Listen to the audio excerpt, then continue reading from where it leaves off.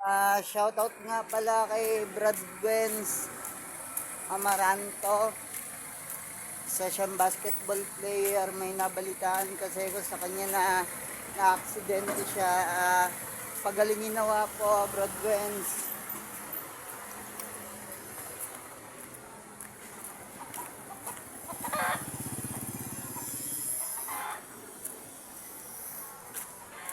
Ayan po. Shoutout din po kay Brad Terence Romeo. Salamat sa Diyos dahil nakasakay ako sa sasakyan mo na favorite color ko, kulay blue.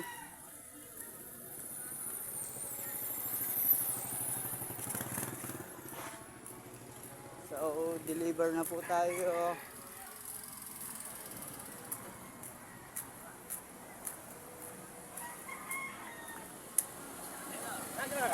Oy!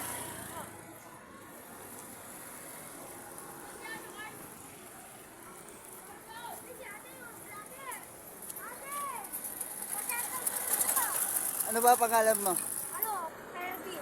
Kervin. Oh. Oh, shoutout po kay Kervin. Sa akin, kay Luis. Oh, shoutout din po kay Luis. Sa akin, Adrian. Shoutout din po kay Adrian. Ayan po.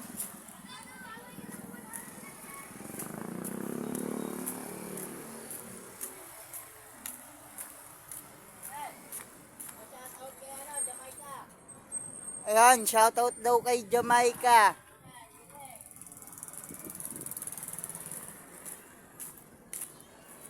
Ito po, delivery na lang po ako. So, wala na po akong bike na ginagamit. So, lakad na lang kasi tanga ako sa daan. Pag ako nagdadrive kasi ng bike, ang maluwag sa akin, masikip. Ang masikip ay maluwag. Ayan po. Marunong din po akong magmotor kaso takot makabangga at takot mabangga. Dahil kasero din po ako sa daan. Kaya mas kontento na ako dito sa lakad na lang habang nagtitinda. Kaya ayun po. Ito po buhay ko ngayon. So, deliver na lang po talaga.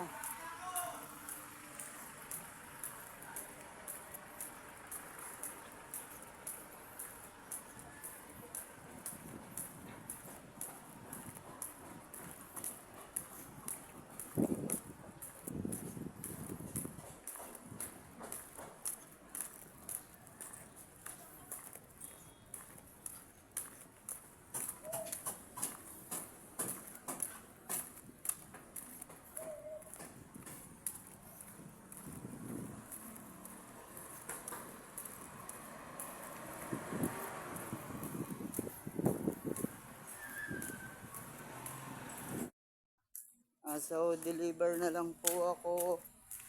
Last delivery sa isang kapatid.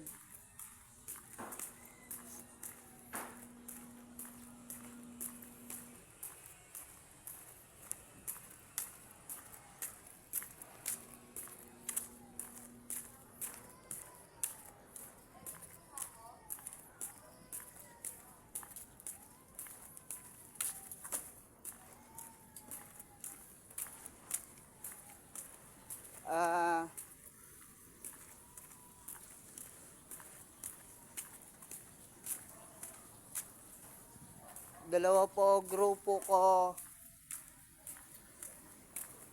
Isang J Forever.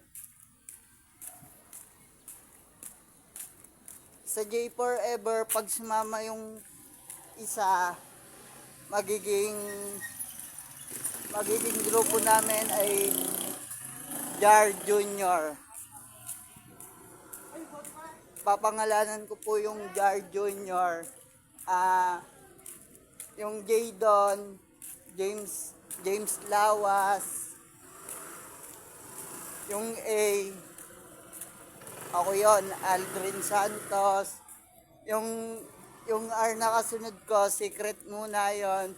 Tapos yung junior yung Jadon, Brad Jarol. Tapos yung R doon, Brad Roldan. Ayun po yung team namin ngayon na Jar Junior. Pag sumama na po yung isa, sa ngayon, J Forever muna.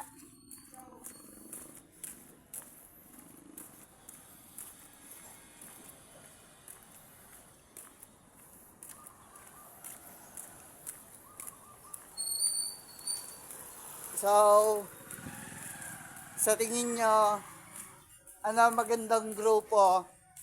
J Forever o Jar Junior? Paki-comment lang po dito sa i-upload ko.